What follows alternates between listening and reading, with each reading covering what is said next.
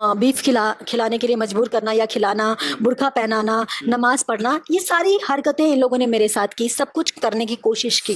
तो लोग तो यही कह रहे हैं कि जिहादी था, अगर ये सब चीजें थी तो अब उसके पास गई ही कि वो थी क्यों? विवेक बरांडे नहीं बोलना चाहिए, आज बोल ही देती हूँ। अपनी साली के साथ अफेयर में है, उसको मैंने पर्सनली समझाया। आप लोग अपने काम से काम रखिए, मजबूर मत कीजिए कि सारी काली करतूतें आप लोगों की मैं सामने लेके आऊँ। तो आप इतने बड़े समझदार हैं कि आपने अपनी बीवी को भी समझा दिया है कि 76 के केस में आप पिछले साल फरवरी को आप रिलीज हुए, एक लड़की के साथ इनका अवैध संबंध था। मैं ब्लैकमेलर होती तो आप लोगों का सारा पैसा लूट कर क्या करती है ब्लैकमेलर, पैसा लेती हैं और चली जाती हैं और जीवन भर ब्लैकमेल करते हैं। अभी इनके घर के एक एक लोगों की रिकॉर्डिंग है मेरे पास और सारी धीरे धीरे मैं समाज के बीच में लाऊंगी। इस घटिया इंसान की वजह से मेरा सब कुछ लुट गया, मेरा सब कुछ बर्बाद हो गया। आप लोगों के अंदर इतनी सी भी दया, इतनी सी भी रहम नहीं थी, कि इतनी सी हिम्मत नहीं थी कि मनी मिराज के घर पहुंचे और उनकी माँ से ये सवाल करें कि इसे भी झुठलाएंगी क्या। ये एक लड़की को आप लोगों ने, सब लोगों ने मिलकर नोचा है और मेरी आह लगेगी तुम लोगों को। मंटू जी, आपकी बहन कहाँ है? और धनु, घबराओ मत।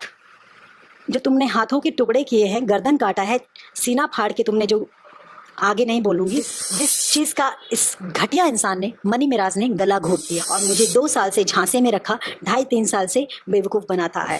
कुछ ऐसे भी लोग हैं जिन्हें आप राखी बांधती थी, भाई मानती थी, वही आज आपके खिलाफ बोल आ रही है कि मैंने ऐसे इंसानों को राखी बांधी। वो लड़का बोल रहा है, छोटा सा लड़का, कि किसी भी आंडू पांडू से शादी कर लेगा। मनी मिराज का बोलना ये था कि तुमको बीफ खाना पड़ेगा और तुमको बीफ बनाना भी पड़ेगा। होगा कि 76 के केस में गया था पिछले साल फरवरी में, 21 लाख रुपए दे के निकला है। आज पूरी दुनिया एक तरफ है और मैं अकेले। मनी मिराज की इतनी बड़ी टीम है, आपके साथ आज एक भी शख्स नहीं खड़ा है। रियाज के बारे में जो चीजें बताई हैं उसको भी एक्सपोज करने में मुझे टाइम नहीं लगेगा। सिर्फ और सिर्फ शायद अपने हवस के लिए, शायद लोग कहते हैं कि इसे जिहाद कहते हैं। मनी मिराज को एकदम हाईजैक कर लिया था, एकदम अपने कब्जे में कर लिया था, जो चाहती थी वही करवाती थी, एक तरीके से बस में हो गया था मनी मिराज। उसे ना आप सही से कहीं घूमने देती थी, ना जाने देती थी, यहाँ तक कि काम नहीं करने देती थी। जरूरत पड़ेगी ना इस बंदे पे मैं केस करूंगी जिसने मेरे खिलाफ बोला कि मैं शादीशुदा थी। तो इस मनी मिराज को कोई मत छोड़ना, इसके परिवार को मत छोड़ना, इसके टीम को मत छोड़ना। मैं इस वक्त एक जिंदा लाश हूँ और वो लाश हूँ, जब तक उस इंसान को मैं सजा ना दिलवा दूं